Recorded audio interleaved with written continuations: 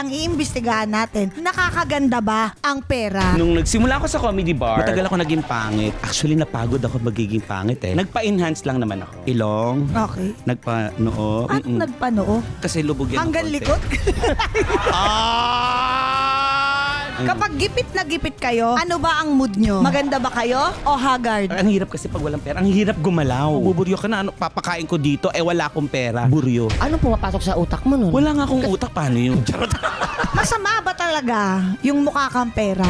Every time nalalabas kami pag may kasamang jowa, sino gumagastos? Kami. Kailangan namin ng pera. Maganda kami sa pera. Sa lahat ng mga celebrity na nagparetoke, sino yung hindi gumanda? Maganda na kasi siya. Nagulat lang kami na nagparitoke uli siya. Nagulat kami, bakit ganun yung kinalabasan? Okay. Oo. Alam mo, ang ganda ng topic ah. Tsaka bagay talaga sa'yo. Kasi Bagay bilog talaga ako dahil sa'yo. coins. This hearing is hereby called to order in 3, 2, 1.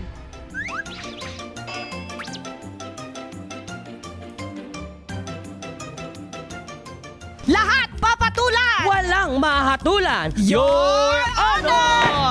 Available on ULOL YouTube channel, Spotify, and Apple Podcast. Subscribe now!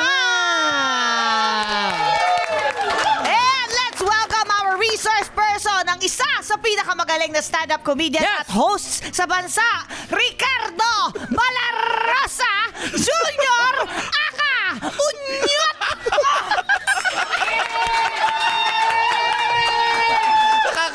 Nakakainis yung Ricardo Balarosa Jr.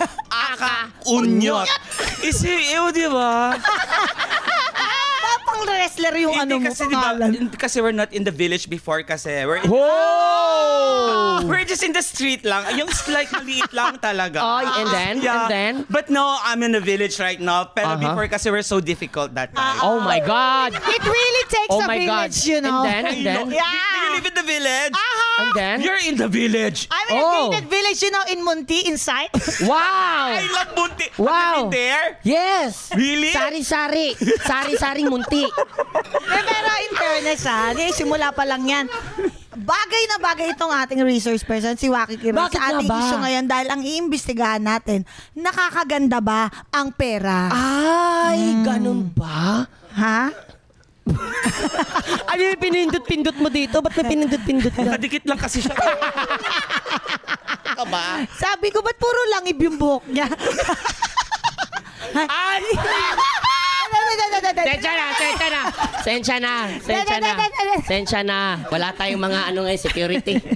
Oo, naka-lunch break sila. Pero narinig namin, ang ganda-ganda mo. Balbo na ba ako? Sorry. Uy, dito mo na yung tuta. Ang tawag dyan, ball blonde. I love it.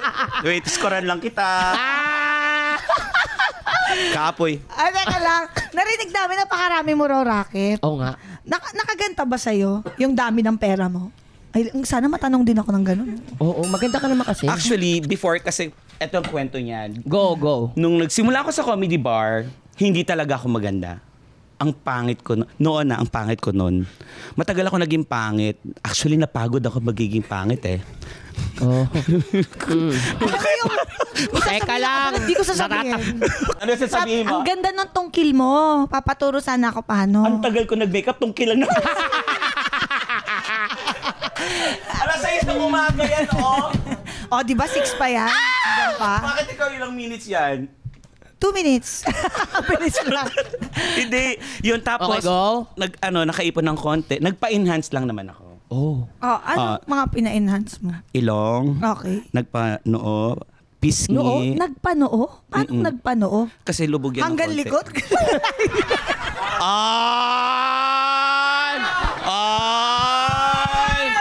Ajay, kamansingat ka! Sabi niya, mahal ka niya. I love Bagtet! I love you too. Dito ka. Uy, ingat ka, nangangagat Nangangagat yan. yan. Oo, nangangagat yan. Tsaka konting baba. Yan. Okay. Konting, nagpadagdag yung ilong konti. Okay po. Kasi yung ilong ko dati, ganyan. Teka lang! Charot. Hindi na. Excuse me, Hindi na ang siya tagal din lumay- minakeup nito.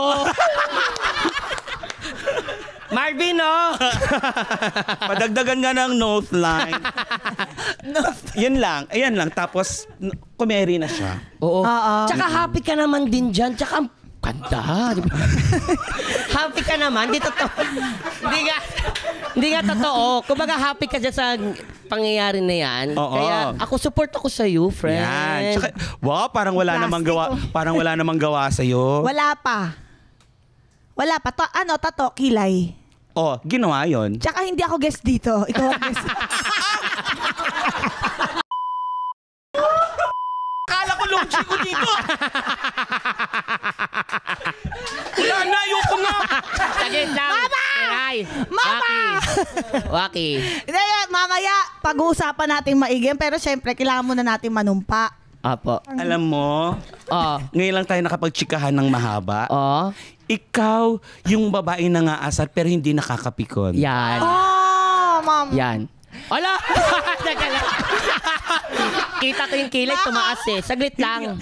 Mahal ko kayo. O, teka lang, uy. Madam Chair ko Uy. yan. O, teka lang. Parang Uy. He. Bakit ako kinikilig? di ba may asawa ka na? Meron. Mas daks ako sa asawa mo. Uy, saglit lang. Wag. Mabilis. Talaga ba? Mabilis ma-fall. Wag. Aray. Wag. Oh, kita mo? Nagpapakit ng gilas ka na agad, ha? Uy, parang may namumuo na kagad dito. Huwag ka na, gusto mo tatlo tayo. Ay! Bet. Okay, game na. Mag-start na tayo. Basahin yung kilikili ko.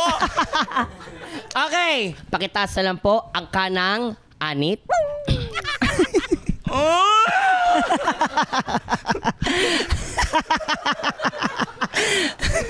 Lahat to iangat ko. Puro anit na nga lang. Okay. Do you swear to tell the truth, the whole truth, and nothing but the truth? So help yourself. Yeah. And with that, let's start the hearing. Let's do this. So what is it? Sa topic natin today, hindi lang literal na ang Nakakaganda ating ibig ba? sabihin sa tanong na nakakaganda ba ang pera. Kasi Yes po. ang gusto nating imbestigahan kung ano ang epekto ng pera sa mood at aura natin. Ayan. Oh. Uy, ang ganda ng topic na yan. Actually, Yes. maraming nakaka-relate po dito. True. Bagay na bagay talaga sa'yo. I know. Kapag gipit na gipit kayo, ano ba ang mood nyo? Maganda ba kayo o haggard? Teka lang, ayan na naman eh. Course of habit lang. Saglit lang. O sige, ba't hindi natin simulan sa'yo? Ako? Oo, Madam Chair. Pag wala akong pera, ngayon Yes. sa ngayon dati mainit talaga ulo ko. Pero nung natuto na ako na parang, so kapag nalungkot ba ako, pag na-bad trip ako, magkakapera ako. Yeah. So, papangit lang ako, magkakasakit ako pag na-stress ako. So, wag na lang. Ipagdasal ko na lang. Tapos may dumadating naman kasi. Totoo. Alam mo yon. Totoo. So, ngayon, hindi na ako masyadong, may panic attack pero mas na-handle ko na maigi. Kasi ang hirap pag you're a mom of 3, di ba? I know. Okay. Lalo na, for example, di ba, your mom, tapos isipin mo, pag sabay-sabay ang bayad ng tuition fee ng mga anak Naku mo, tapos wala kang work, it's so hard for you. Di ba? I know. I Diba? feel you. I'm a mom also. Oh, see? Totoo. See? Ikaw po ba? Ako, dalawang kwento. Okay. Nung kami ay wala pa. Okay. Pag walang pera, yan ang pinakamahirap. Kasi hindi mo alam kung paano kayo kakain. Yes. Lalo na nung panahon na yon, yung nanay at tatay ko, they're both labandero at labandera lang. Okay po. So dumating sa point na pag kami ay nagugutom, pagdating na ng tanghalian, ang binibili na lang nila is tinapay lang. Yun yung kakainin namin ng tanghalian. Yun ang kakainin namin ng gabi. Ang dami nyo, di ba? Ang dami namin nun. Pero ngayon, nung nagkatrabaho ako, pag walang pera, sa bahay lang ako. Hindi ako gumagastos, hindi ako mo-order ng kahit ano, as in, wala. Ang hirap kasi pag walang pera, ang hirap gumalaw. Oo. Ang hirap gumalaw kasi lalo sa panahon ngayon, bawat galaw mo may pera. Totoo. Oo. Di ba? Ano pumapasok sa utak mo nun? Wala nga akong utak, paano yun? Charot.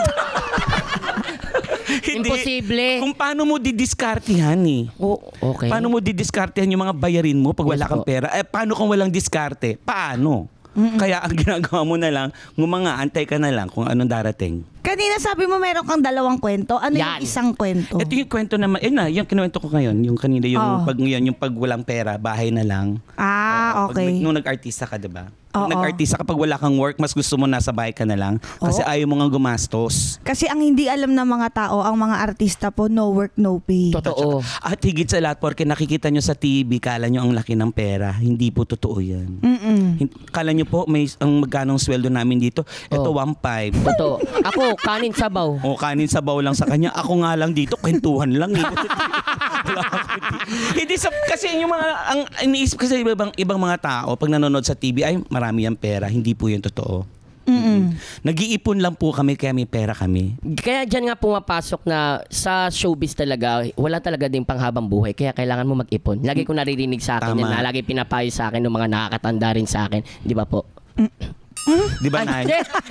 Hindi, kumbaga ikaw din. Meron ka din, no, Ate Cha? Meron Minsan din maluwag ang kamay ko. Biglang gumagano. Ikaw naman. Hindi. Di ba, Nay?